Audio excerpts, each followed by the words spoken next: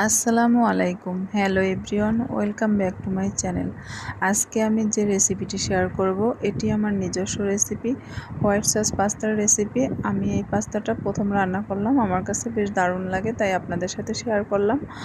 আমি এখানে white sauce pasta রান্না করার জন্য মুরগির বুকের মাংস নিয়েছি একটা পিস।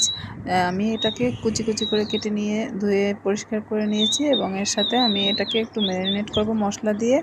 আমি এখানে আদা বাটা, রসুন বাটা, জিরা বাটা আর সামান্য লবণ,